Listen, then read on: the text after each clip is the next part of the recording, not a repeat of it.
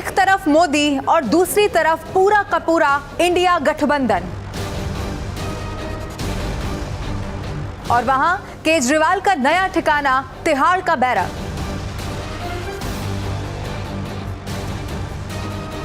लोकसभा चुनाव की ये फाइट इतनी ज्यादा दिलचस्प हो जाएगी शायद किसी ने सोचा भी नहीं होगा। लेकिन भ्रष्टाचार के खिलाफ आवाज उठाते हुए सत्ता में आने वाली आम आदमी पार्टी कब इसी भ्रष्टाचार के आरोप में लगातार घिरती चली गई, किसी को पता ही नहीं चला। और इसीलिए अब सवाल ये है कि क्या राज्यों में सिर फुटअव्वल के बावजूद एकता का बखान करने वाला ये इंडिया गठबंधन क्या सच में लोकतंत्र को बचाने की कवायद में है या खुद के अस्तित्व को? ऐसे कई सारे सवाल हैं जिनका जवाब जानने की कोशिश करते हैं और शुरू करते हैं बात चुनाव की।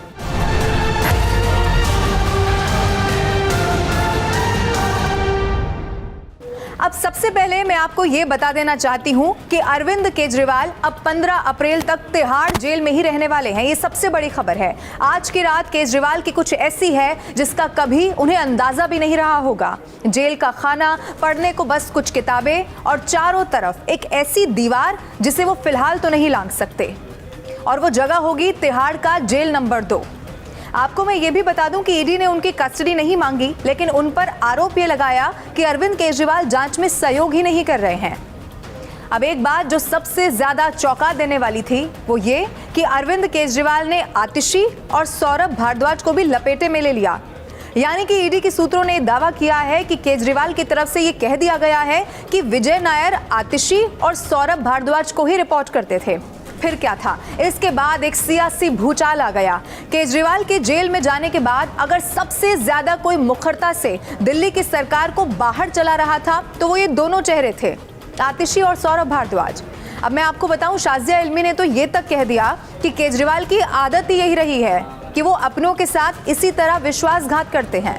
और अब एक और बात जो पता चल रही है, सूत्रों के हवाले से नहीं, बाकायदा रिमांड कॉपी में भी इसका जिक्र है कि अब उनका बयान ये है कि आतिशी मरलीना जी, जो कभी मरलीना होती हैं कभी आतिशी सिंह होती हैं, और सौरभ भारद्वाज जी बाकायदा वो रिपोर्ट करते थे विजय नायर को। विजय नायर कौन? वही मीडिया सलाहकार। कौन मीडिया सलाहकार? जिसने बाकायदा समीर महेंद्रू से फोन करवाया था केजरीवाल जी को, जिसके बारे में केजरीवाल जी ने क्या कहा था? हाँ, ये मेरा ही लड़का है। सोचने वाली बात है साथियों। पुराने साथियों के साथ जो किया वो किया, अब नए साथियों का क्या हर्ष हो रहा है और क्या हशर होने वाला है, आपको बहुत जल्दी पता चल जाएगा। अब आपके मन में एक सवाल इस वक्त जरूर होगा कि वो गठबंधन और एकता की बात करने वाले साथी अरविंद केजरीवाल के साथ इस मुश्किल वक्त में कितना खड़े हैं। अब आइए इस सवाल का जवाब जानने की हम कोशिश करते हैं, और इसे जानने के लिए विपक्ष की रैली की जो तस्वीरें कुछ सामने आई दिल्ली के रामलीला मैदान से, उन तस्वीरों को देखना और उनके मायने क्या हैं ये भी जान लेते हैं। सबसे पहले एक तस्वीर मैं आपको दिखाती हूँ। अरविंद केजरीवाल की पत्नी है सुनीता केजरीवाल और साथ में कौन है? सोनिया गांधी। ये तस्वीर देखकर ऐसा लगता है कि कोई गहन चर्चा हो रही होगी। जाहिर है बात अरविंद केजरीवाल की ही हो रही होगी। और अब सुनीता केजरीवाल को कांग्रेस की मदद कितनी ज्यादा जरूरी है वो शायद ये बता भी रही हूँ सोनिया गांधी को। लेकिन मैं आपको फिर याद दिला दूं कि ये वही सोनिया गांधी है जो सबसे ज्यादा अगर किसी के निशाने पर रही है तो वो अरविंद केजरीवाल ही हैं। खैर, सुनीता केजरीवाल ने फिर से सबके सामने अरविंद केजरीवाल का संदेश पढ़ा। एक बार वो सुनिए। आज आपके अपने केजरीवाल ने जेल से आपके लिए एक संदेश भेजा है। इस संदेश को पढ़ने से पहले मैं आप लोगों से कुछ पूछना चाहूंगी। हमारे प्रधानमंत्री मोदी जी ने मेरे पति को जेल में डाल दिया। क्या प्रधानमंत्री जी ने सही किया? क्या आप सब मानते हैं कि केजरीवाल जी एक सच्चे देशभक्त और ईमानदार इंसान हैं? क्या आप मानते हैं कि केजरीवाल जी एक सच्चे देशभक्त और ईमानदार इंसान हैं? ये बीजेपी वाले ये कह रहे हैं कि केजरीवाल जी जेल में हैं, इन्हें इस्तीफा देना चाहिए। क्या केजरीवाल जी को इस्तीफा देना चाहिए? क्या उन्हें इस्तीफा देना चाहिए? केजरीवाल जी को इन्होंने गिरफ्तार कर लिया। आपके केजरीवाल शेर है, शेर। ये ज्यादा दिन तक उनको जेल में नहीं रख पाएंगे। करोड़ों लोगों के दिल में बसते हैं केजरीवाल। जिस बहादुरी और साहस से वो देश के लिए लड़ रहे हैं, कई बार मुझे लगता है कि आजादी की लड़ाई में वो एक फ्रीडम फाइटर थे जो देश के लिए लड़ते लड़ते शहीद हो गए। इस जंग में भी केजरीवाल जी को शायद भारत मां के संघर्ष के लिए भेजा है। अब मैं आपको केजरीवाल जी का संदेश पढ़कर सुनाऊंगी। मेरे प्यारे भारतवासियों, जेल से आप सब अपने इस बेटे, अपने भाई का प्रणाम स्वीकार कीजिए। मैं आज आपसे वोट नहीं मांग रहा। आने वाले चुनाव में मैं आपसे किसी को हराने या जिताने की बात भी नहीं कर रहा। आज मैं देश के 140 करोड़ लोगों को एक बड़ा भारत बनाने के लिए सहयोग मांगता हूं। 140 करोड़ भारतवासियों को एक नया भारत बनाने के लिए आमंत्रित करता हूं। भारत एक महान देश है। हमारी संस्कृति कई हजार वर्ष पुरानी है। भगवान का दिया सब कुछ है भारत में, फिर भी हम पिछड़े क्यों हैं? हमारे लोग अनपढ़ क्यों हैं? गरीब क्यों हैं? मैं यहां जेल में हूं।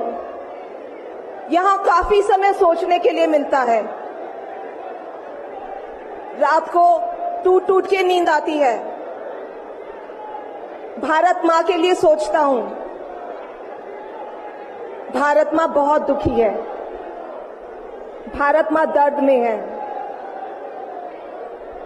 दर्द से कराह रही है। जब महंगाई की वजह से लोगों को दो वक्त की रोटी नसीब नहीं होती, तो भारत मां को बहुत दुख होता है। जब भारत मां के बच्चों को अच्छी शिक्षा नहीं मिलती, 75 साल बाद भी सही इलाज के बिना लोग मर जाते हैं, तो भारत मां बेबस और लाचार महसूस करती है। जब देश के कई हिस्सों में लंबे लंबे पावर कट होते हैं, सड़कें टूटी हैं, 75 साल बाद भी हालत खराब है, तो मां को बहुत पीड़ा होती है। उस पर जब कुछ नेता सुबह शाम लच्छेदार भाषण देते हैं, शानो शौकत की जिंदगी जीते हैं, अपने दोस्तों के साथ मिलकर देश लूटने में लगे हैं, तो भारत मां को बहुत गुस्सा आता है। ऐसे लोगों से भारत मां को सख्त नफरत है। आइए मिलकर एक नया भारत बनाते हैं। 140 करोड़ लोगों के सपने का भारत, एक ऐसा भारत जहां हर इंसान को भरपेट खाना मिलेगा, हर हाथ को काम मिलेगा, कोई बेरोजगार नहीं होगा, कोई गरीब नहीं होगा, कोई अनपढ़ नहीं होगा, हर बच्चे को अच्छी शिक्षा मिलेगी, चाहे वो अमीर का बच्चा हो या गरीब का। हर बीमार को अच्छा इलाज मिलेगा। अब ये सब कुछ ऐसे वक्त में हो रहा है जब लोकसभा चुनाव में सिर्फ कुछ दिन रह गए हैं। मसलन अब सारी तैयारी चुनावी ही है।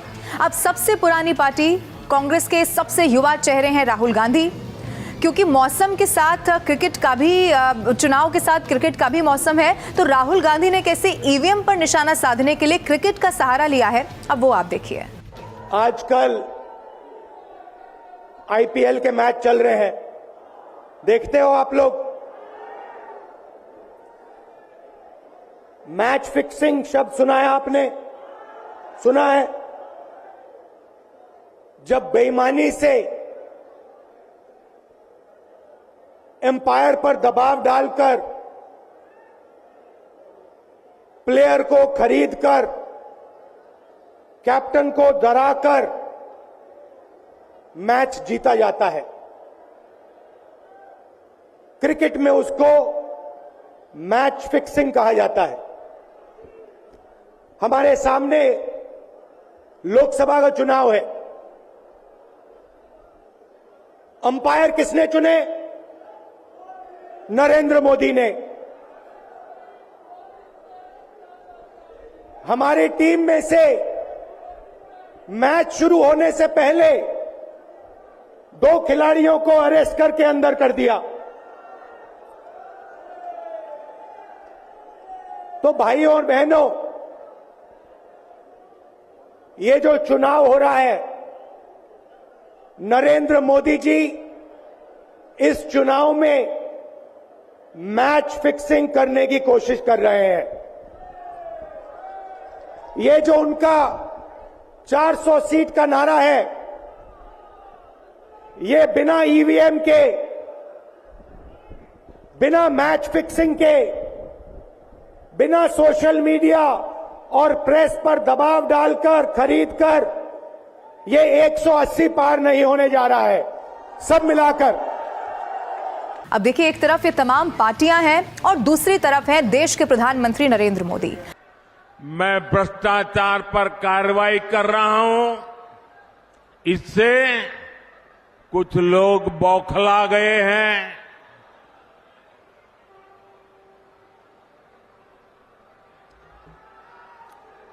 वो अपना आपा खो बैठे हैं। और मेरे प्यारे देशवासियों, मैं कहता हूं, मोदी की गारंटी कहती है, मोदी का मंत्र है, भ्रष्टाचार हटाओ। वो कहते हैं, भ्रष्टाचारी बचाओ।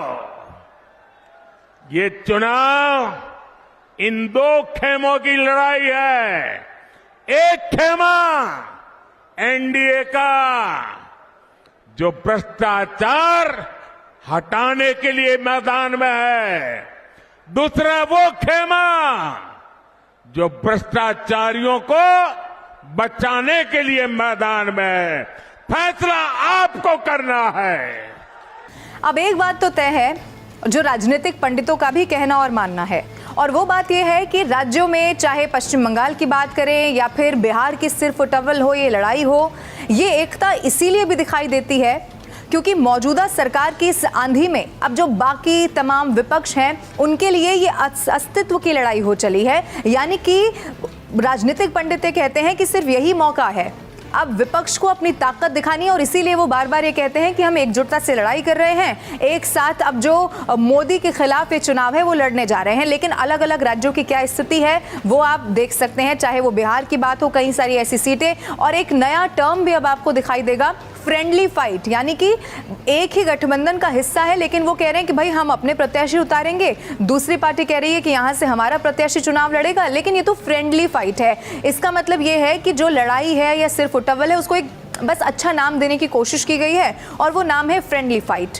लेकिन ये फ्रेंडली फाइट या फिर इस वक्त जो एकता दिखाई दे रही है, वो लोकसभा चुनाव के जो नतीजे सामने आएंगे उस पर कितना असर डालती है। क्या सच में इस वक्त जो भारतीय जनता पार्टी पूरे आश्वासन के साथ, या मैं कहूँ एनडीए, जो 400 पार का एक बहुत बड़ा टारगेट सेट कर चुकी है, क्या वो इसी तरह अपने टारगेट को अचीव करने में कामयाब होती है, या फिर विपक्ष की जो तैयारी है या फिर जो शक्ति प्रदर्शन देखने को मिलता है, क्या ये सब कुछ वोटों में तब्दील होता है? इन सब के लिए इंतजार लोकसभा चुनाव 2024 के नतीजों का करना होगा। लेकिन तब तक के लिए हर छोटी बड़ी खबर से अपडेट रहने के लिए अगर अभी तक भी आपने न्यूज़ 18 इंडिया के YouTube चैनल को सब्सक्राइब नहीं किया है तो अभी के अभी कर लीजिए। और ये वीडियो आपको कैसा लगा आप कमेंट करके जरूर बताइए।